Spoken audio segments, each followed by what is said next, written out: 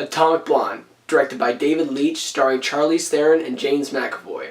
First of all, I want to talk about is the trailers were amazing. They totally got me hooked, and I was definitely excited to watch this movie. This was definitely on the top list of summer movies that I needed to watch. The story, to me personally, is kind of a little bit hard to explain. It's a spy movie, it's a thriller movie, so there's a lot of twists and turns, but pretty much Charlize Theron works for the British intelligence, and she is sent to Berlin, where supposedly this man that worked for them was killed for unknown reasons, and it's during the time where the Berlin Wall was about to go down, so a lot of things were happening. So she gets sent down there to find out who did this, what was the reasoning, and to find this list. And also, she has to work with James McAvoy. Let's talk about the things that I really enjoyed about this movie.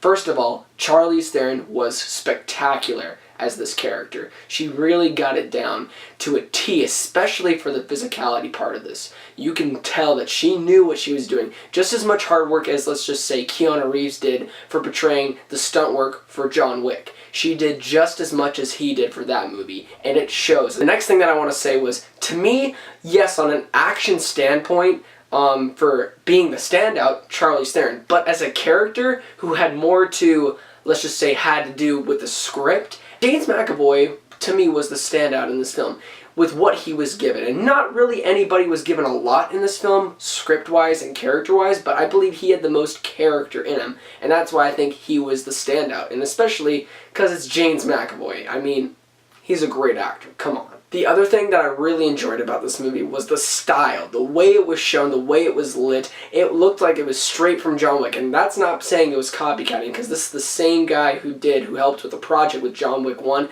I think maybe possibly helped with 2, but I know for sure John Wick 1. Also, the music was very well chosen. It is a great soundtrack. Every song that they chose for every scene had a purpose, and I really enjoyed that. It reminded me a lot of Guardians, how they chose that soundtrack for this, and also Baby Driver, which is my favorite soundtrack for a movie of all time currently right now.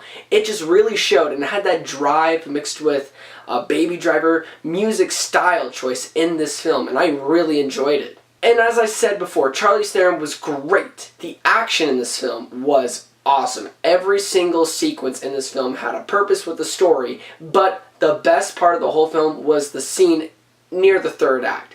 The scene that everyone's been talking about. And I was kind of skeptical. I was like, oh, they're only talking about this one scene. And it was well worth it. Okay, now, this is a review, and this is not a perfect movie at all. So these are the things that I kind of thought were negatives, honestly. I'm not trying to compare this movie to John Wick, but it's the same team, so I kind of feel like I have the right to judge it next to John Wick.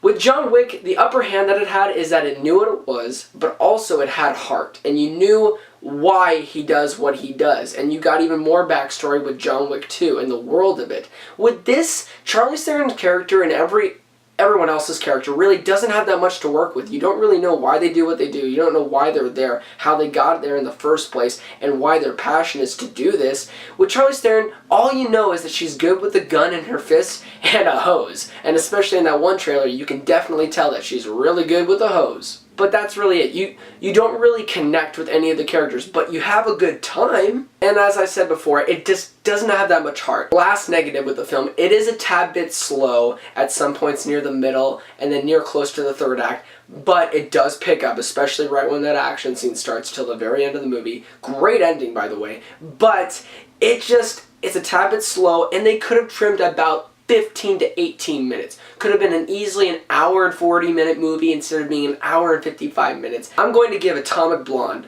a no harm done. And if you want a specific score, I would give it about a 7.5 out of 10. So that's my review for Atomic Blonde. I really hope you enjoyed it. Please be on the lookout for it. It comes out July 28th. I had the privilege to go see it a month advance screening, so that was awesome. But please don't forget to like and subscribe, and please don't forget to be blessed.